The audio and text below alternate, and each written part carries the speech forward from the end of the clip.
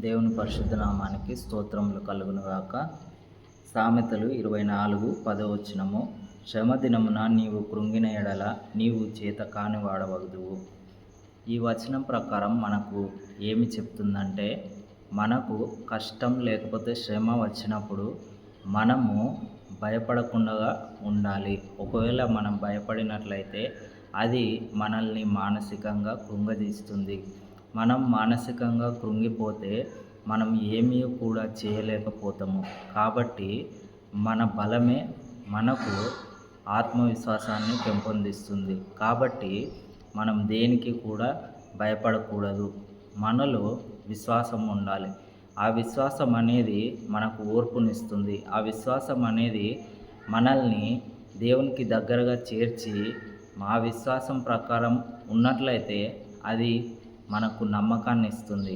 కాబట్టి మనము శ్రమ వచ్చినప్పుడు, వేదన వచ్చినప్పుడు, బాధ వచ్చినప్పుడు మనము ఎట్టి పరిస్థితుల్లో కూడా శారీరకంగా కానీ మానసికంగా కానీ మనము భయపడకూడదు, అలసిపోకూడదు. దేవుని మీద విశ్వాసంతో ఉన్నట్లయితే మనము అటువంటి వాటిని అన్నిటిని కూడా జయించగలుగుతాము. అందుకే బైబిల్ గ్రంథంలో హెబ్రీలకు రాసిన పత్రిక 12:3 చెప్పబడినట్లుగా, మీరు అలసట పడకయు మీ ప్రాణములు విసుకకయు ఉండునట్లు పాపాత్ములు తనకు వ్యతిరేకంగా చేసిన తిరస్కారం అంతయు ఓర్చుకొనిన ఆయనను తలంచుకొనుడి. మనం ఏం చేయాలి? మీరు అలసట పడకయు మీ ప్రాణములు విసుకకయు ఉండునట్లు. చూడండి, మనకు శ్రమ వచ్చినప్పుడు మనము అలసిపోవద్దు. ఇంకొకటి, మీ ప్రాణములు విసుకకయు. మనకు అనేకమైన శ్రమలు వస్తాయి. విశ్వాసికి ఖచ్చితంగా శ్రమలు అనేటివి వస్తాయి. శ్రమలు రాకుండా క్రైస్తవ జీవితం అనేది ముందుకు సాగదు.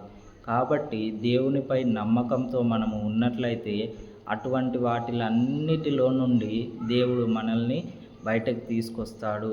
మన ప్రాణం అనేది ఎప్పుడూ విసుకక ఉండాలి. అలాగే యేసుక్రీస్తును ఎలాగైతే హింసించారో, హింసించినప్పుడు ఆయన నోరు తెరిచి ఒక్క మాట కూడా అనలేదు. అదంతా కూడా మనము జ్ఞాపకం చేసుకొని దేవుడు ఎలాగైతే అవన్నీ కూడా భరించుకున్నాడో అది ఒకసారి మీరు తలంచుకొనుడి అని ఇక్కడ హెబ్రీలకు పౌలు భక్తుడు చెప్తున్నాడు. యేసుక్రీస్తు ఎలాగైతే శ్రమ పడ్డాడో, ఆయన బాధలు ఎలాగున్నాయో, మన కోసం ఆయన ఎన్ని శ్రమలు పడ్డాడో ఒక్కసారి జ్ఞాపకం చేసుకునండి అని పౌలు భక్తుడు ఇక్కడ చెప్తున్నాడు. నిజంగా కదా, యేసుక్రీస్తు మన పాపముల నిమిత్తము ఆయనను ఎన్నో దెబ్బలు కొట్టారు, ఎంతగానో హింసించారు. అయినప్పటికీ కూడా ఆయన నోరు తెరవలేదు, బదులు మాట్లాడలేదు. కాబట్టి మన శ్రమలన్నిటిలో కూడా మనము ఓర్చుకోవాలి.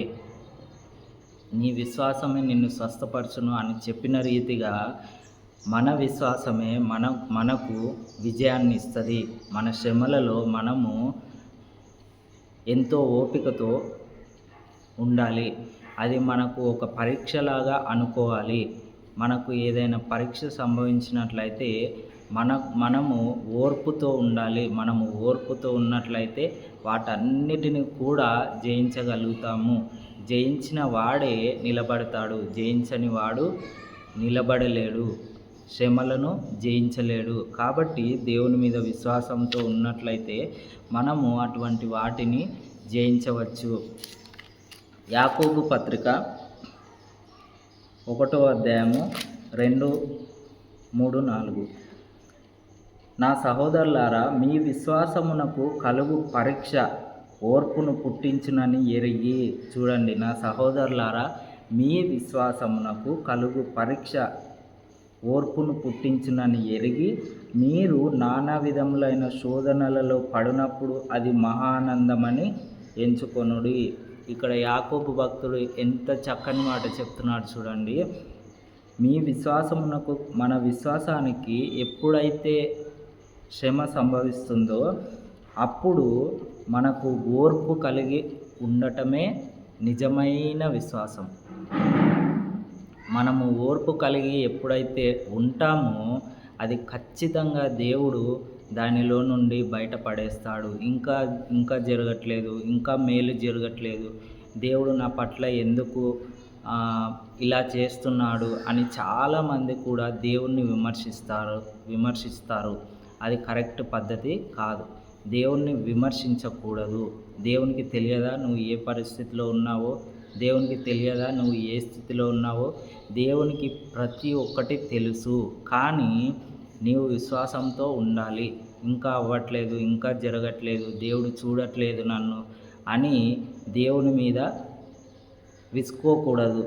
కాబట్టి మనం ఓర్పుతో ఉన్నట్లయితే మనకు అనేకమైన శ్రమలు వచ్చినప్పటికీ కూడా అది మహా ఆనందమని ఎంచుకోవాలి అని యాకోబు భక్తుడు చెప్తున్నాడు. కాబట్టి విశ్వాసులారా, విశ్వాస జీవితాన్ని కాపాడుకోవాలంటే శ్రమ వచ్చినప్పుడు ఓర్పు కలిగి ఉండాలి. ఆ శ్రమలన్నిటిలో నుండి దేవుడు మనల్ని బయటపడేస్తాడు. శ్రమ వచ్చిందని నువ్వు కృంగిపోయి మానసికంగా, శారీరకంగా నువ్వు భయపడుతూ ఉంటే అది నిన్ను ఇంకా క్రిందికి తోసేస్తుంది. నువ్వు విజయం సాధించలేవు. నువ్వు దేనిలో కూడా విజయాన్ని పొందలేవు. కాబట్టి నువ్వు విశ్వాసంతో ప్రార్థన చెయ్యి. నువ్వు బలంగా ఆత్మీయతలో కూడా నిలబడు. గట్టిగా ఓర్చుకొని నిలబడు. దేవుడు వాటన్నిటిలో నుండి నిన్ను బయటపడేస్తాడు. చివరిగా ఒక వచనము, 1 పేతురు 1వ అధ్యాయము 6వ వచనము.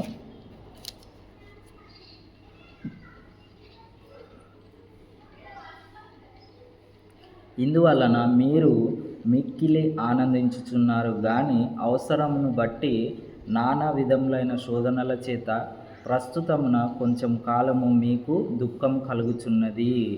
చూడండి, ఇక్కడ పేతురు భక్తుడు చెప్తున్నాడు, అవసరమును బట్టి నానా విధములైన శోధనల చేత ప్రస్తుతమున కొంచెం కాలము మీకు దుఃఖం కలుగుతుంది. ప్రస్తుత కాలంలో అనేక మంది ఎంత డబ్బులు ఉన్నప్పటికీ ఏమీ లేని వారికైనా సరే శ్రమ అనేది వస్తుంది. అనారోగ్య సమస్యలు వస్తవి, ఆర్థిక సమస్యలు వస్తవి, ఎన్నో ఇబ్బందికర పరిస్థితులు ఎదురవుతాయి. అయినప్పటికీ కూడా నా దేవుడు నన్ను ఈ శ్రమలన్నిటిలో నుండి కూడా విడిపిస్తాడు అనే ఒకే ఒక్క విశ్వాసంతో నీవు ఉన్నట్లయితే దేవుడు నిన్ను ఖచ్చితంగా అన్నిటిలో నుండి బయటపడేస్తాడు. దేవుని మీద విశ్వాసం కోల్పోకుండా మనం నిలబడాలి. మనకు శ్రమ వచ్చినప్పుడే అదే నిజమైన ఒక పరీక్ష అనుకొని నీవు నిలబడగలిగితే దేవుడు నిన్ను ఖచ్చితంగా నీ శ్రమలన్నిటిలో నుండి కూడా నీకు విజయాన్ని దయచేస్తాడు. కాబట్టి శ్రమ వచ్చినప్పుడు అది మనం కృంగిపోకుండా, మనం భయపడకుండా ఉండి మనము ప్రార్థన కలిగి విశ్వాస జీవితాన్ని కాపాడుకుంటూ ముందుకు వెళ్తూ ఉన్నట్లయితే దేవుడు ఖచ్చితంగా ఆ శ్రమలన్నిటిలో నుండి బయటపడేస్తాడు. క్రైస్తవుడు అనబడే ప్రతి వ్యక్తికి, దేవుని యందు విశ్వాసం ఉంచిన ప్రతి వ్యక్తికి ఇలాంటి శ్రమలు ఖచ్చితంగా వస్తాయి. అసలు శ్రమలు లేని విశ్వాసి ఉండడు. కాబట్టి క్రైస్తవ జీవితం అంటేనే శ్రమలు. కాబట్టి వాటన్నిటిని కూడా సహించుకొని నువ్వు ముందుకు వెళ్ళగలిగితే దేవుడు నిన్ను అన్ని శ్రమలలో నుండి విడిపించి దేవుడు నీకు మంచి ఆరోగ్యాన్ని ఇస్తాడు. నీ ప్రతి పరిస్థితిని మారుస్తాడు. కాబట్టి మనకు శ్రమ వచ్చినప్పుడు అది ఆనందం అనుకొని దేవుణ్ణి స్తుతించాలి. మొట్టమొదటిగా దేవుణ్ణి నీవు స్తుతించగలిగితే అదే నీకు నిజమైన విశ్వాసం. కాబట్టి శ్రమ వచ్చినప్పుడు దేవుడు నాకు ఏం చేయట్లేదు, నన్ను పట్టించుకోవట్లేదు, దేవుడు నన్ను చూస్తలేడు అని దేవుణ్ణి విమర్శన చెయ్యొద్దు. నువ్వు ప్రార్థన చెయ్యి. ఆ పరిస్థితి మారే వరకు నువ్వు ప్రార్థన చెయ్యి. ఆ పరిస్థితి మారే వరకు ఓపికతో, ఓర్పుతో ఉన్నట్లయితే దేవుడు అన్ని పరిస్థితుల్లో నుండి కూడా దేవుడు నిన్ను బయటపడేస్తాడు. దేవుడి మాటలు దీవించునుగాక. ఆమేన్.